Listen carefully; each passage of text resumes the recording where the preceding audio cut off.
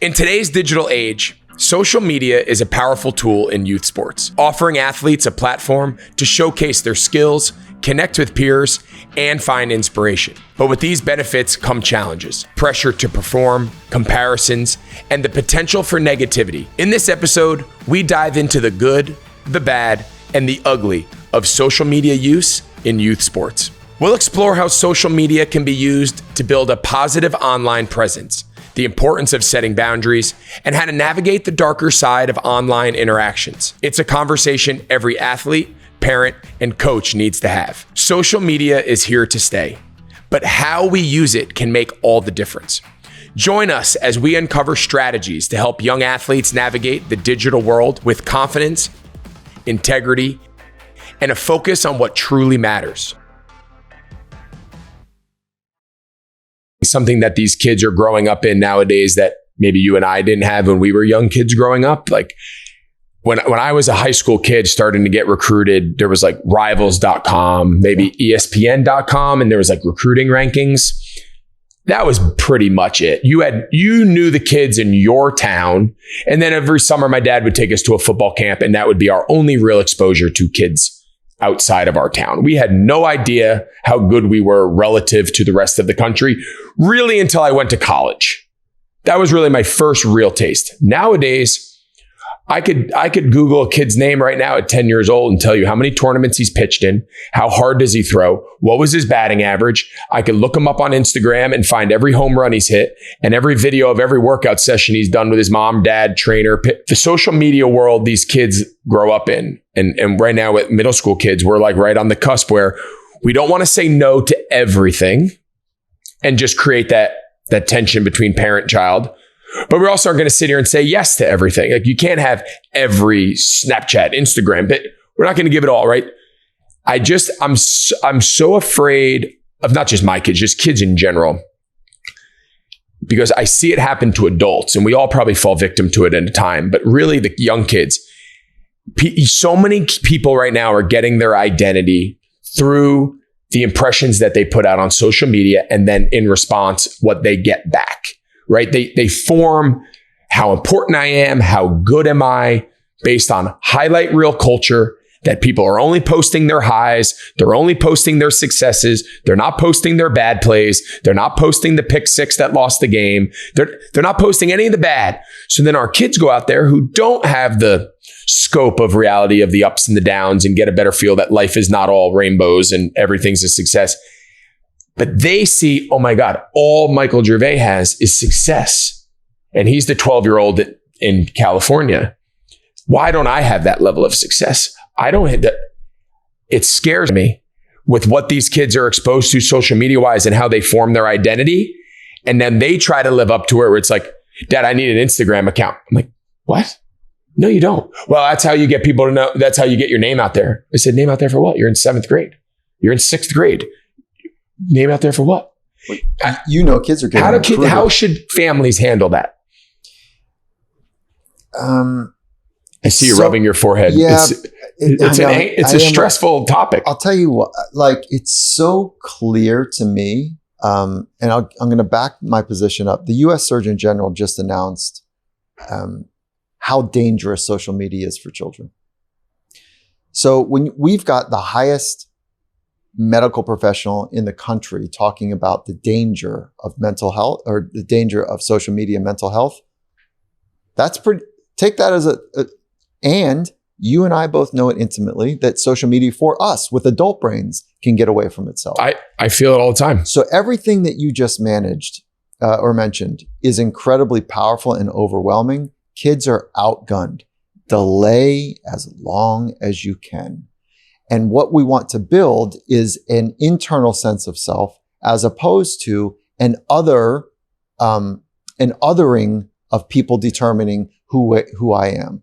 And that's what really social media is. It's an outsourcing of identity in its worst. And so delay as long as you can. We are outgunned. There's hundreds of PhDs, neuroscientists, and psychologists that are engineering these products to hijack our brain's thinking and attention. It reduces attention span so that when we're flicking through, we're detraining deep focus. Deep focus is one of the necessary capabilities to live in the present moment. The present moment is where high performance happens. We're deconditioning and detraining away from what it means to live a good life. The other piece of that is, you know what flow state is, you know what the zone is. Deep focus is the entry point into flow state.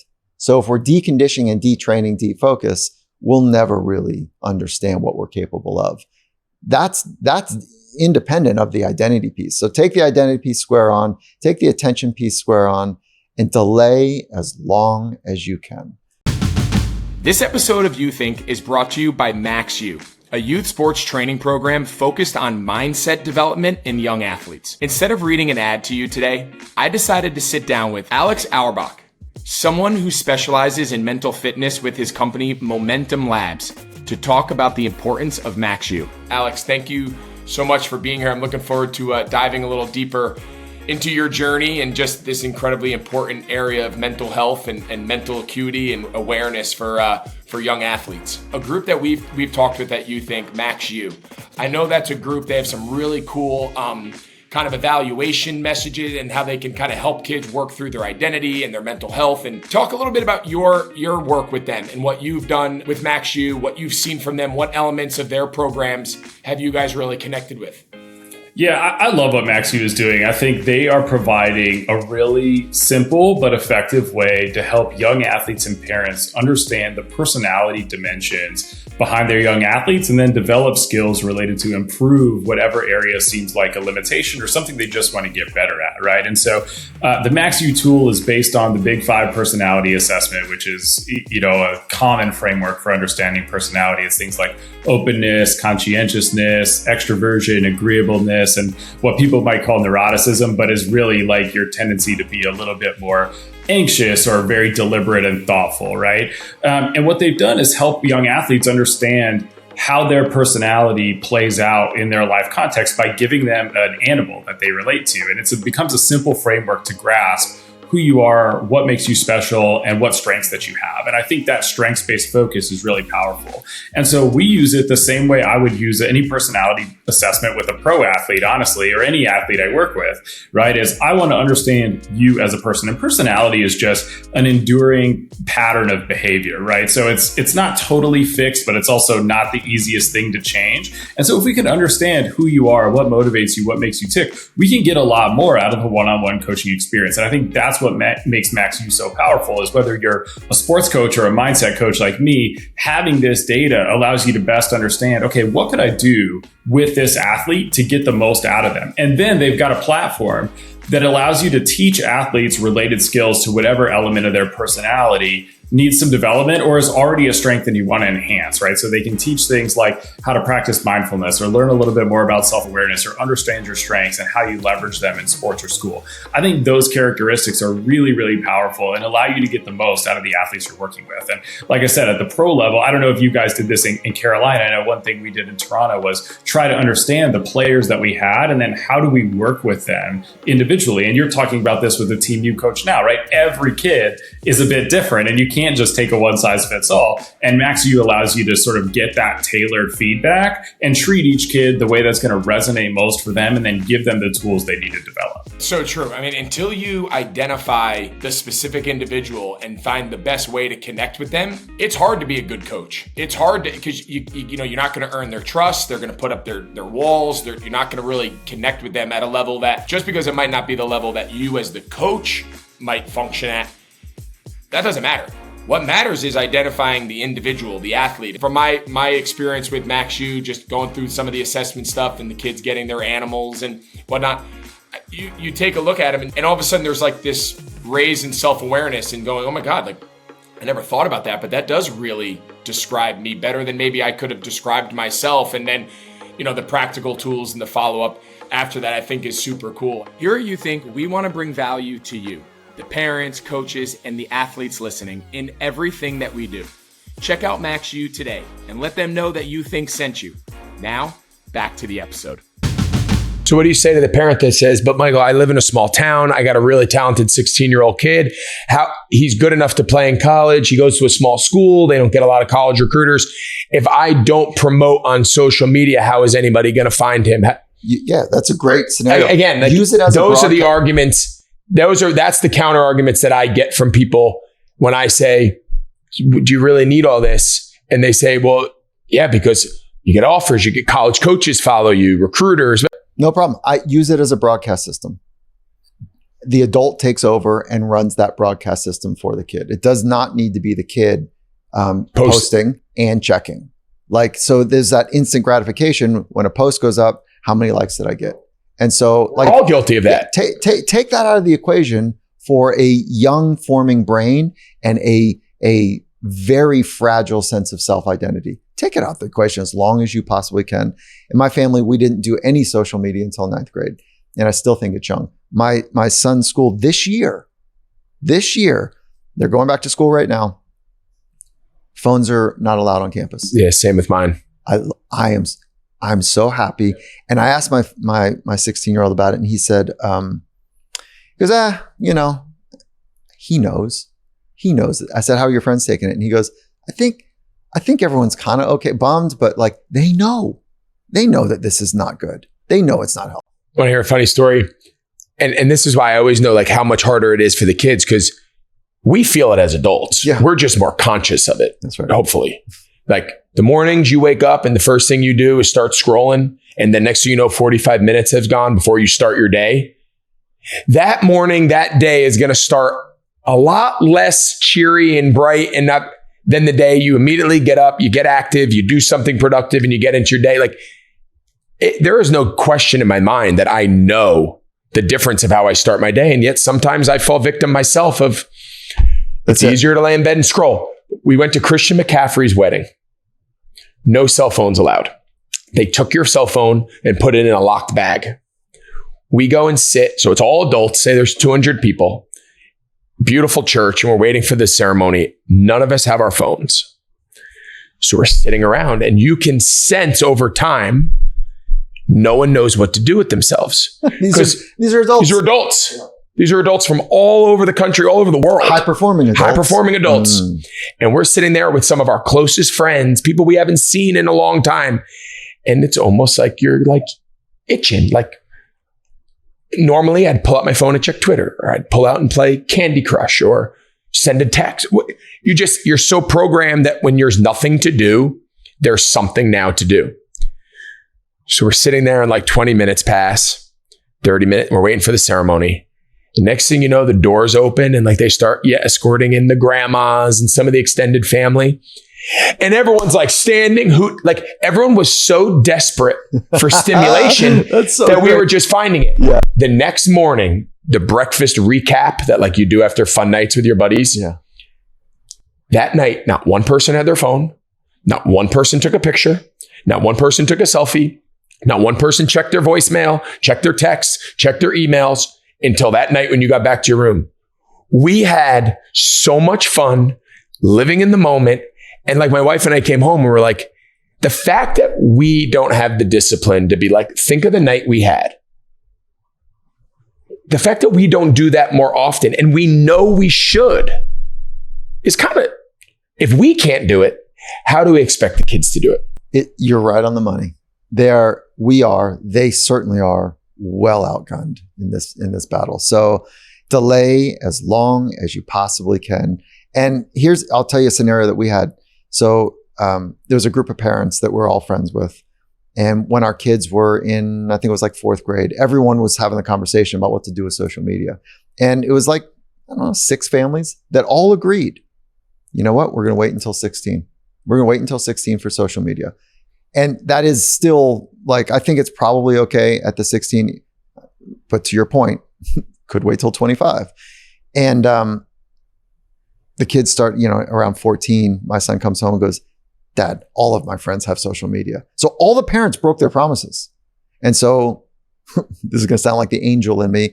My wife and I waited till 16 and he still doesn't have Instagram, Twitter, doesn't have Facebook.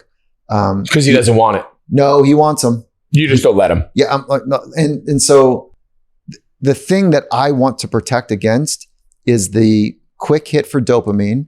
You know what dopamine is, right? It's cocaine, basically. Yeah. So when you take cocaine, you get dopamine flooded through your system. When you're flipping and you get a new stimulating idea, you're getting a hit of dopamine. I think everyone knows that game by now.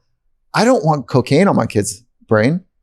And so this is a small kind of rat's dose amount of cocaine throughout the day.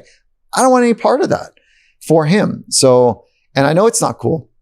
And then, the argument is like, well, that's the social world and da-da. Come on. Like, you can figure it out. I'm positive that we can figure this out. So he still doesn't have, he has Snapchat, but he doesn't have the other stuff. Our kids don't have Snapchat. We haven't given it on Snapchat There yet. you go. Yeah, cool. I love it.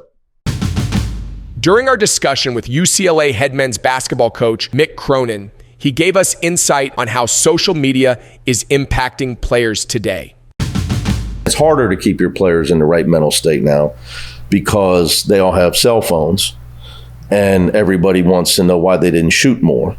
Very few players have parents that are sending them, or friends that are text messaging them, why didn't you rebound better? You didn't get back on defense. Why'd you take a bad shot? So but in defensive players, and this is where social media to me has been really hard, and where I think has been toughest on society, criticism of young kids.